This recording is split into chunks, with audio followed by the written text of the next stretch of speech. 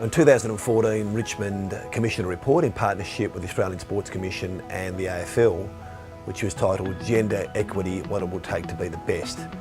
The report was about better understanding the nature of gender imbalance in sport, better understanding some of the impediments, some of the blockages that prevent women from rising to senior levels of leadership in sport, and then perhaps most importantly, coming up with a range of interventions or strategies to basically try and do something about it.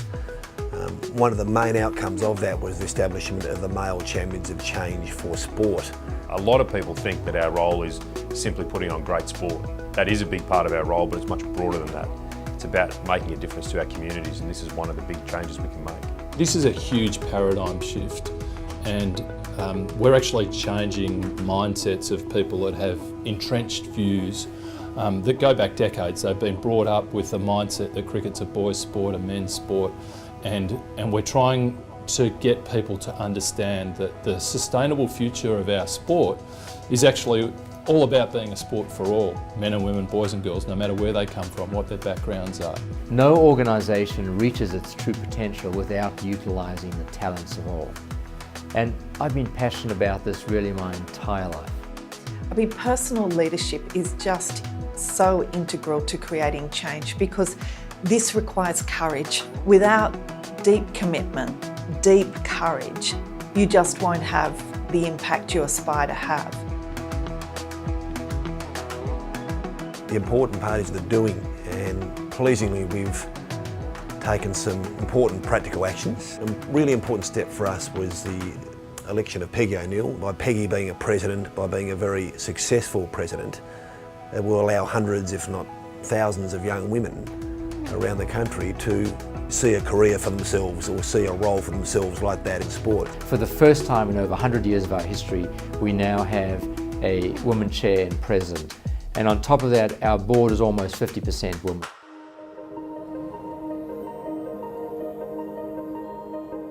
The stroke of a pen, we declared all roles flex, and flexibility means different things to different people, but there was an underlying assumption that all roles could be flexible, and it was really up to the employee. We have a completely flexible work environment, and proud of the fact we've been doing that for many years and providing all of our staff with a flexibility options. Whilst we hear often the view that, yeah, but the women's cricket's boring, or they don't hit the ball as far, or they don't bowl as fast, or women's game doesn't generate as much money as the men's cricket do. It's really frustrating and annoying to hear all of that, and my answer to that is, well, just to imagine how good the women's game would be if we'd invested in the women's game over the last 140 years to the extent we have the men's game. So right now, we're making up for 140 years of discrimination by investing in the women's game. And it goes without saying that part of that is actually taking some affirmative action. Well, globally, tennis has been regarded as a leader when it comes to pay. We've offered equal prize money, not just at the Grand Slam at the top levels, but at every level all the way through. And we're proud, particularly here in Australia, when we've both paid men and women the same for a very, very long time.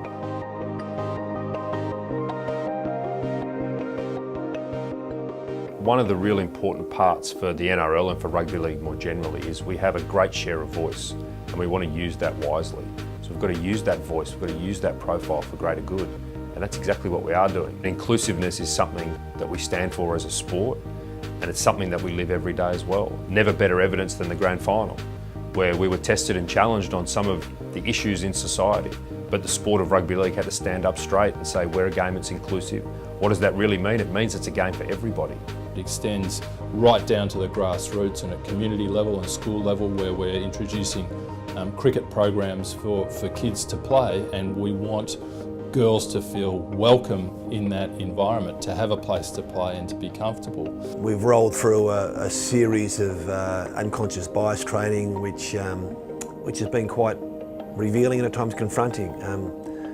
We've all got blind spots, and these sessions have been great reminders of that, and terrific in terms of creating a better sense of awareness. We've been really conscious to look at all our marketing, communications, collateral, constantly reviewing auditing to make sure that women are well represented in all of that, and to make sure that we're applying a gender equity lens at all times.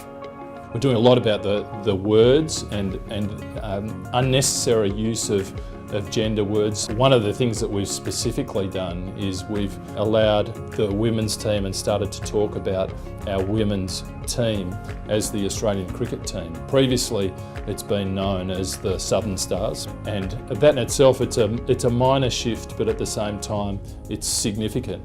And there was something there that really resonated with those women to say, at last, we're equal, and we are the Australian cricket team. The day that people talk equally about the men's and the women's Ashes and the summer of Ashes cricket, with everyone playing, is the day that we've made real progress, and we've got a long, long way to go. AFL football has a rich history of well over 100 years, and for much of that history it's been played by men and it's been managed by men, and in broadcast terms the story's probably been told by men. Which means that from time to time our commitment to gender equity is tested and we don't always get it right.